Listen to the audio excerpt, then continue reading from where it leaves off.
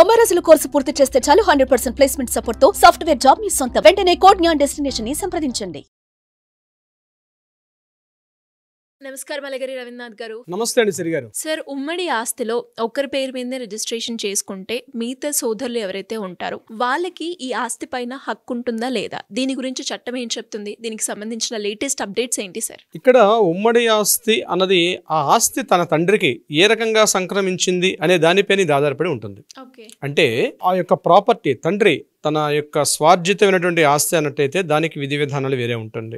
అలా కాకుండా ఆ ప్రాపర్టీ ఆనువంశికంగా అంటే పిత్రార్జితం అంటాం, అంటే ఏన్షియంటల్ ప్రాపర్టీ అన్నట్లయితే దాని యొక్క విధానం ఏంటి. తండ్రి ఒక ఉదాహరణకు చెప్తున్నాను, ఆ ఇంట్లో ఉన్నటువంటి కుటుంబ సభ్యుల్లో ఒక ఇద్దరు అన్నదమ్ములు ఒక ఇద్దరు అమ్మాయిలు ఉన్నారు. అటువంటి సందర్భంలో ఒక కొడుకు మీదే టోటల్ ప్రాపర్టీ, ఇల్లు కావచ్చు, పొలం కావచ్చు, లేకపోతే కమర్షియల్ బిల్డింగ్ కావచ్చు, ఇతరత్ర ఏదైనా ఒక ఇమూవబుల్ ప్రాపర్టీ అనేది తన పేరు మీదుగా పూర్తిగా రిజిస్ట్రేషన్ చేసేస్తే మిగిలిన వాళ్ళకి హక్కు లేదు. కాబట్టి నేను అమౌంట్ పెట్టి నేను కొనుక్కున్నాను కాబట్టి నా సెల్ఫ్ గైండ్ ప్రాపర్టీ అని చెప్పి పెద్ద కొడుకు అంటే ఎవరి పేరు మీద రాశారో అతను మాట్లాడే అవకాశం కూడా ఉంటుంది. అటువంటి సందర్భాల్లో ఇలాంటి కేసుల్ని ఏ రకంగా పరిష్కరించుకోవచ్చు అనే విధానం మీద మీరు వేసిన ప్రశ్న అయితే దీనికి సంబంధించి ఇప్పుడు ఆ ప్రాపర్టీ ఒకవేళ తమ పూర్వీకుల నుంచి వస్తున్న ప్రాపర్టీ అనేట్లయితే, అంటే తన తండ్రి కాకుండా వాళ్ళ నాన్నగారు తాతగారి నుంచి వస్తున్న ప్రాపర్టీ అయితే ఇతను రాసే హక్కు అతను కంపల్సరీ లేదు డెఫినెట్గా.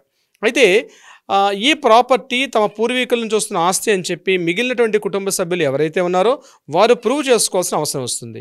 ప్రూవ్ చేసుకొని కోర్టు ముఖంగా వాళ్ళు తప్పనిసరిగా ఈ యొక్క ప్రాపర్టీ ఏదైతే ఇమూవబుల్ ప్రాపర్టీ ఉందో, స్థలం కావచ్చు, ఇండ్లు కావచ్చు, లేకపోతే ఇతరత్ర ఏదైనా ఇమూవబుల్ ప్రాపర్టీ అయితే ఇది వాళ్ళకి ఎలా సంక్రమించింది, మా నాన్నగారికి వాళ్ళ నాన్నగారి నుంచి వచ్చిన ప్రాపర్టీ కాబట్టి ఒకరి పేరు మీదుగా రాసేయడం చట్ట విరుద్ధం. కాబట్టి హిందూ సెక్షన్ 1956 ప్రకారం ఇది తప్పనిసరిగా మిగిలిన వారికి కూడా హక్కు ఉంటుందని కోర్టులో క్లెయిమ్ చేసుకునే అవకాశం అయితే ఉంటుంది.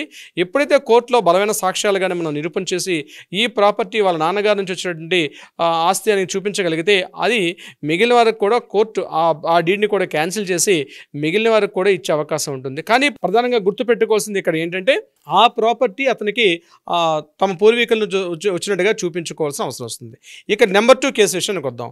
ఒకవేళ తండ్రి తన సెల్ఫ్ గైండ్ ప్రాపర్టీ అయినట్లయితే తన సెల్ఫ్ గైండ్ ప్రాపర్టీ ఒక కొడుకు పేరు మీదుగా రాసిచ్చేసి మిగిలిన పేరు మీద రాయకుండా తను చనిపోయిన పక్షంలో ఆ తండ్రి చనిపోయిన తర్వాత ఈ పిల్లలు ఎవరైతే ఉంటారో సోదరులు కావచ్చు, సోదరిమణులు కూడా కావచ్చు, ఇది మా నాన్నగారి చేత బలవంతంగా రాయించుకున్నాడనో లేకపోతే ఈ ప్రాపర్టీ మా నాన్నగారు సాధించుకున్నప్పుడు కూడా మాకు కూడా హక్కు ఉంటుంది అనే విషయం మీద కూడా కోర్టుకు వెళ్ళి ఇది ఆ నాన్నగారి ఆస్తి కాబట్టి తప్పనిసరిగా మా నలుగురికి కూడా దీని మీద హక్కు ఉంటుందని చెప్పి అలా రాయించుకునే అవకాశం, అంటే దాని మీద కోర్టు మీద బలంగా మనం సాక్ష్యాధారాలు సమర్పించుకోగలిగితే వారసత్వ హక్కు చట్ట ప్రకారం కూడా ఆ ప్రాపర్టీని కూడా నలుగురికి కూడా హక్కు పొందే అవకాశం కూడా ఉంటుంది. ఇక్కడ మళ్ళా గుర్తుపెట్టుకోవాల్సింది ఆడపిల్లల విషయానికి.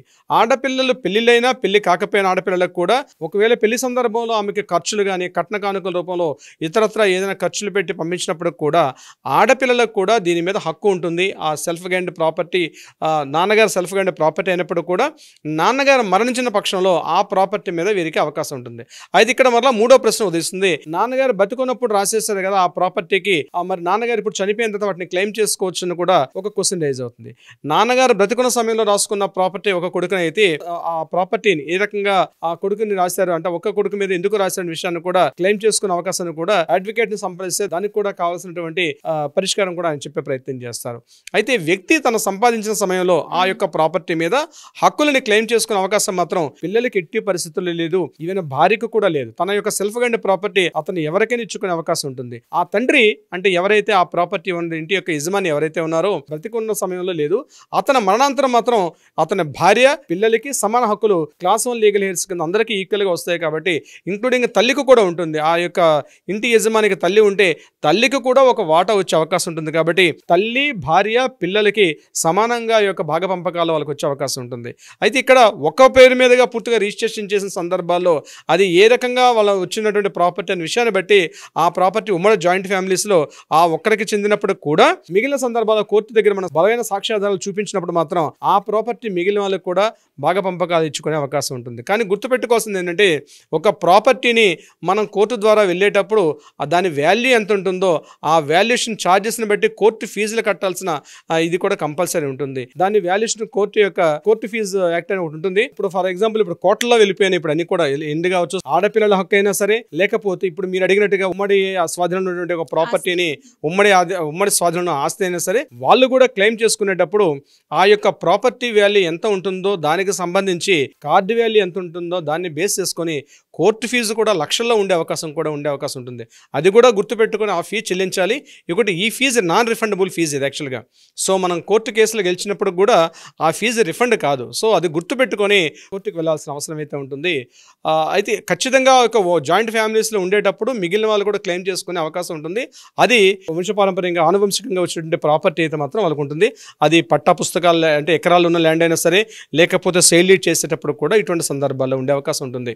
సిరి గారు సార్, మరి ఎలా ఎవరికైనా కూడా ఇలా ప్రాపర్టీ ఇష్యూస్ ఉన్నాయి అనుకోండి, వాళ్ళ బ్రదర్స్ రిలేటెడ్గా మాకు ఒక ల్యాండ్ ఉంది, ఆ ల్యాండ్ దాన్ని మా అన్న మొత్తం తీసుకున్నారు, రిజిస్ట్రేషన్ మా అమ్మ మొత్తం మా అన్న పేరు మీదనే రాసేసారు, నేను ఇప్పుడు ఒకవేళ నేను ఆస్తి నాకు కావాలి అన్నది లీగల్ పరంగా నేను వెళ్ళాలి అనుకున్నప్పుడు దాని ప్రొసీజర్ ఎలా ఉంటుంది, దానికి సంబంధించిన వివరాలు నాకు కావాలి అంటే ఎలా అప్రోచ్ అవ్వాలి అనుకునే వాళ్ళకి మీరేం చెప్తారు సార్? కింద స్క్రోల్ అవుతున్న నెంబర్ని కాంటాక్ట్ చేయగలిగితే దానికి సంబంధించినటువంటి పత్రాలు, పేపర్స్ అన్ని, సపోర్టింగ్ డాక్యుమెంట్స్ అన్ని పెట్టుకొని కింద ఉన్నటువంటి స్క్రోల్ అవుతున్న నెంబర్ని కాంటాక్ట్ చేస్తే వాట్సాప్ కాల్ కానీ డైరెక్ట్ కాల్ కానీ చేసినట్లయితే వివరాలు వాట్సాప్లో వివరాలు ఇవ్వగలిగితే మన లీగల్ టీం వాళ్ళకి ఖచ్చితంగా రెస్పాండ్ అవుతారు, కావాల్సిన సలహా సంప్రదింపులు ఇచ్చే ప్రయత్నం చేస్తారు. అది కాకుండా డైరెక్ట్ గా వచ్చే పర్సనల్ అపాయింట్మెంట్ కూడా తీసుకునే అవకాశం కూడా ఉంటుంది. న్యాయపరంగా ఏదైనా పరిష్కారం కావాలంటే కూడా ఆ దిశగా కూడా మన వాళ్ళు ప్రయత్నం చేస్తారు. సిరి గారు thank you sir, thank you so much. Thank you so much అండి.